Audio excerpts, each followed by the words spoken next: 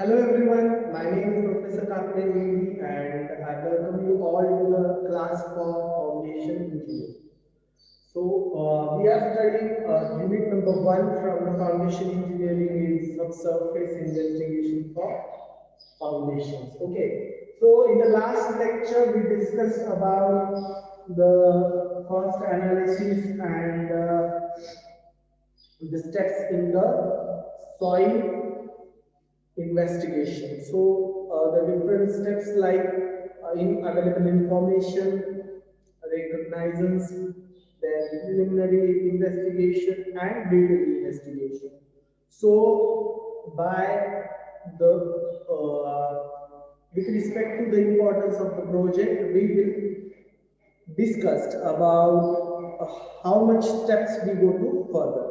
So normally for every project it is required to be conducted up to the preliminary investigation where we actually contain or get the sample and investigate about its characteristics and many more things. Okay, for the different foundation condition and when the project is a huge or it is very important or it required to be safety is must for that, then we discussed or we further move up to the detailed investigation. Okay, and now then we discussed about what are the different method of taking a samples. Okay, so the method of obtaining the samples.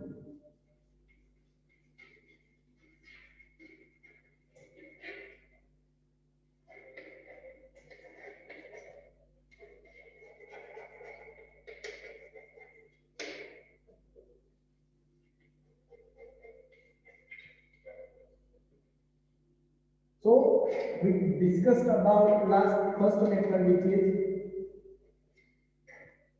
by using trial pit. Okay, by using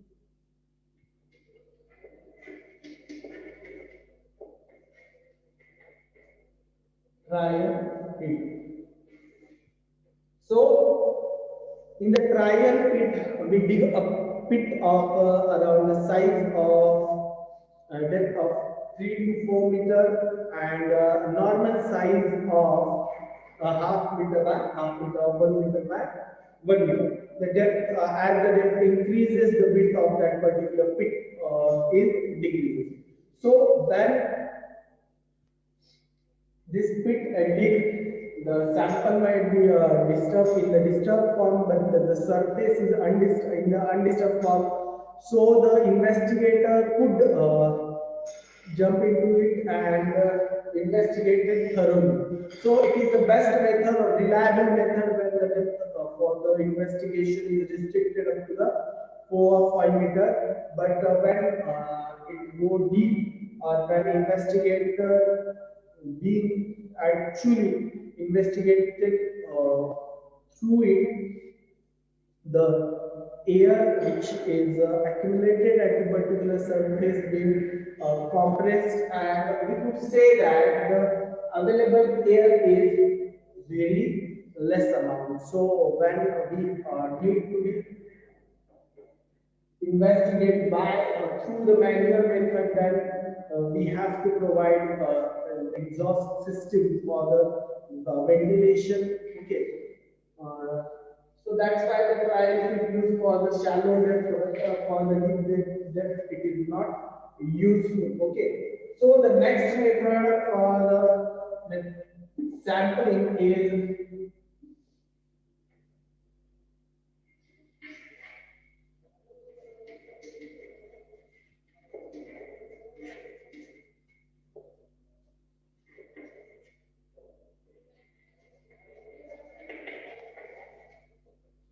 auger boring method. So auger is the one type of the instrument which could dig diameter around 12 centimeter uh, diameter and up to the depth of 6 meters. It can be operated by It can be operated by hand or mechanical motors or any mechanical means. But it generally operated by hand. The mechanical means require less, more energy and cost. So up to the 6 meter, it is used by hand auger. The auger is instrument lamp or the, you could say that one kind of the arrangement which could dig or bring out the sample. Okay, so that auger generally hand operated, so like handle is there at the topmost position, and then some kind of arrangement. There are different kind of arrangement which is arranged at that particular end, and it is arranged with respect to the pipe like structure. Okay, so that arrangement, auger arrangement could be changed. The shape or size of the auger might be different, but actually the function of it is similar for the all the thing. The sample which is coming out from the auger is a distance kind of sample, and the auger boring method generally used for the cohesive soil. When the it cannot be used for the shallow water table area where the water table is near to the ground. If such kind of condition is there, then taking a sample might be difficult for such condition. The auger, if you use the auger boring, it is chances that if you want to dig more or you want to investigate again for that, you could use that particular hole already digged by the auger boring. The depth of auger boring might be increases or the size of the auger boring will be increased. If the depth of we are going to increase the depth, it requires a motor or mechanical arrangement to increase the power for handling the particular auger. If we are using the mechanical means, it means that we are using the auger boring for the digging coarse soil or some soft hard maroon kind of thing. So that's why auger boring is used widely when there is an investigation is not too much deep. This instrument you available at the low cost, and the whole arrangement it can be replaced. Oh, okay. The next method of taking a sample is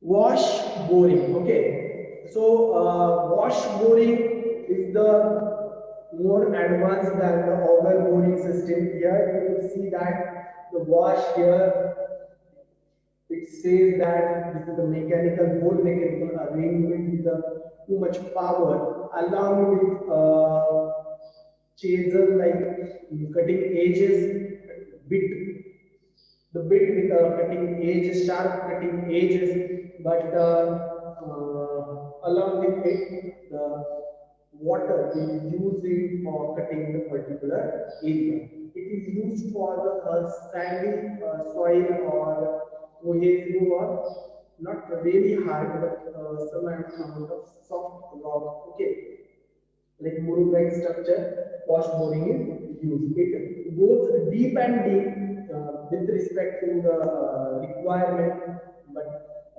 the sample which we are taking, it is in the form of slurry.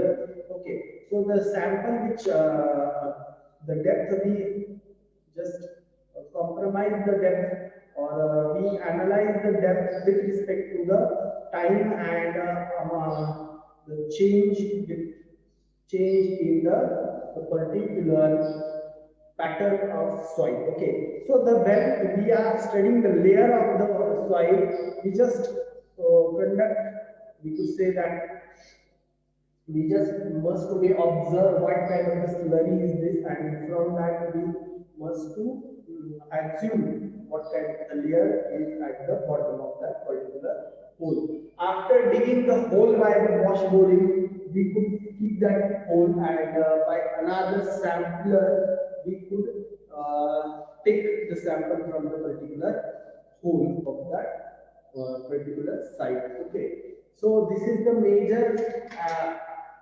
advantage, like instrument used in the relative lightweight, in expensive method, and fast and simple method. Okay, so and also the disadvantage is that it cannot be used for the coarse soil or hard strata, which we cannot go much deep and require much amount of water available to be available the water. Okay, so next point is, or next method of a drilling is rotary drilling or core drilling. Okay.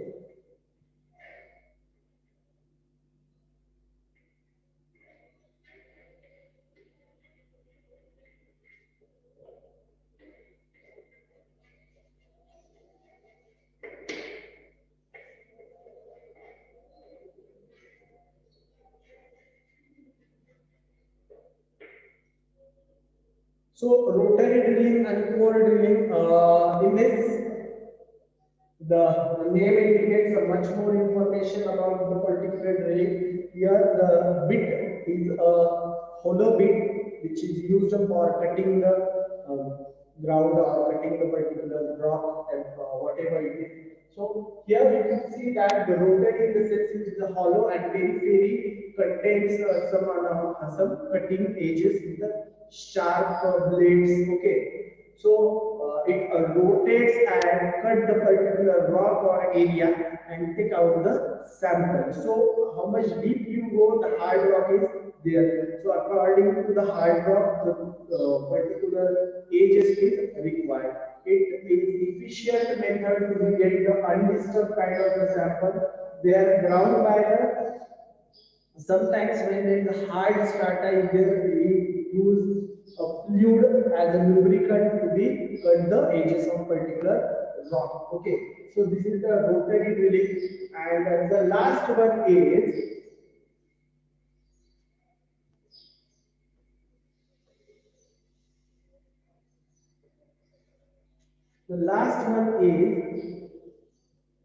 percussion drilling. Okay.